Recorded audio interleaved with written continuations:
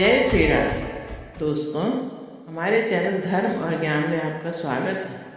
आप सभी को नव वर्ष की हार्दिक शुभकामनाएं। नव वर्ष आप सभी के जीवन में अपार खुशियां लेकर आए और हम सब सत्य और धर्म के पथ पर अग्रसर होते रहें। दोस्तों, ये भी शुभ संयोग है कि सन 2023 की पहली एकादशी पुत्रदा एकादशी 2 जनवरी सोमवार को पड़ रही है। तो आइए एकादशी व्रत की विधि, पारण का समय और कथा श्रवण करते हैं। हिंदू धर्म में एकादशी का बहुत महत्व है। यह व्रत पुत्रों के सुख के लिए रखा जाता है।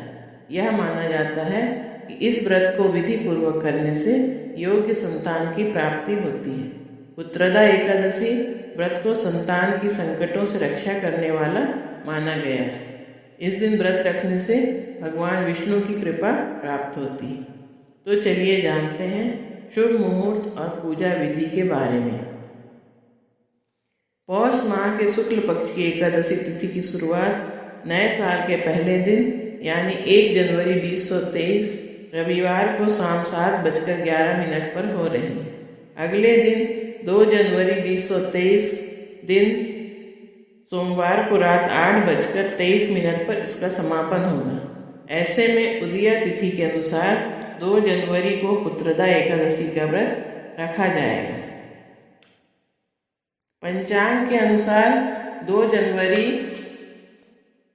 को एकादशी पर सिद्ध, साध्य, रवि 3 शुभ योग बन रहे हैं। इन योग में की गई पूजा कई गुना फल प्रदान करती है। पौष पुत्रदा एकादशी व्रत और पूजा विधि। पौष पुत्रदा एकादशी के दिन सुबह उठकर व्रत का संकल्प लेकर शुद्ध जल से स्नान करना चाहिए। फिर धूप, दीप, नैवेद्य आदि 16 सामग्री से भगवान विष्णु का पूजन और रात को दीपदान करना चाहिए।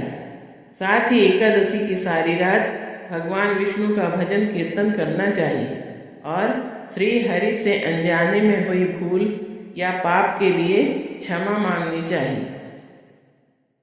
अगली सुबह स्नान करके पुनः भगवान विष्णु की पूजा करनी चाहिए और ब्राह्मण को भोजन कराने के बाद स्वयं भी भोजन करना चाहिए।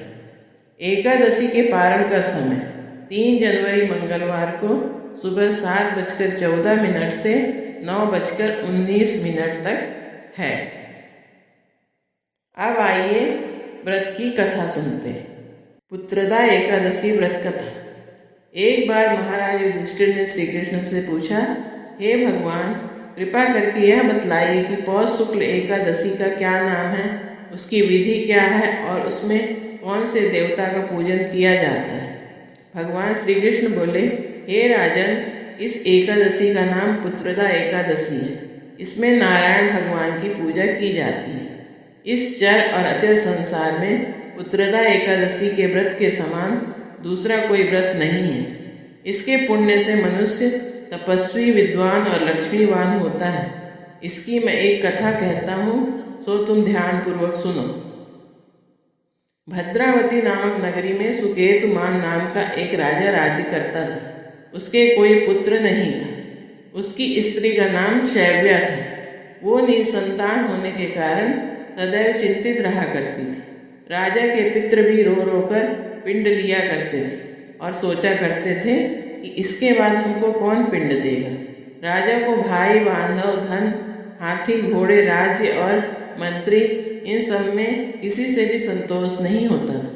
वह सदैव यही चिंता करता था कि मेरे मरने के बाद मुझको कौन पिंडदान करेगा।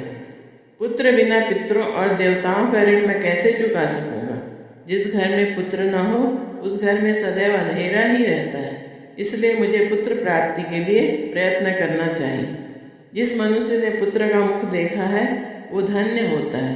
उसे लोक में यश और परलोक में शांति मिलती है। पूर्व जन्म के कर्म से ही इस जन्म में पुत्र, धन आदि प्राप्त होते हैं। राजा इसी प्रकार रात दिन सोच में लगा रहता था। कई बार तो राजा ने अपने शरीर को त्याग देने का निश्चय किया, परंतु आत्मघात को महान पाप समझकर उसने ऐसा नहीं किया। एक दिन राजा ऐसा ही विचार करता हुआ अपने घोड़े पर चढ़कर वन को चल दिया तथा पक्षियों और वृक्षों को देखने लगा।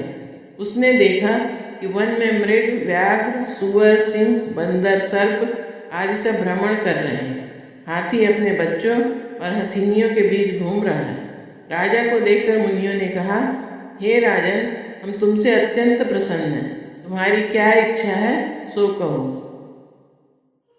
राजा ने पूछा, महाराज आप कौन हैं और किस लिए यहाँ आए, कृपा करके बताइए। मुनि कहने लगे कि हे राजन, आज संतान देने वाली पुत्रदा एकादशी है। हम लोग विश्वदेव हैं और इस सरोवर में स्नान के लिए आए। यह सुनकर राजा कहने लगा कि महाराज, मेरे पास भी कोई संतान नहीं है। यदि आप मुझ पर प्रसन्न हैं तो एक पुत्र का वरदान दीजिए।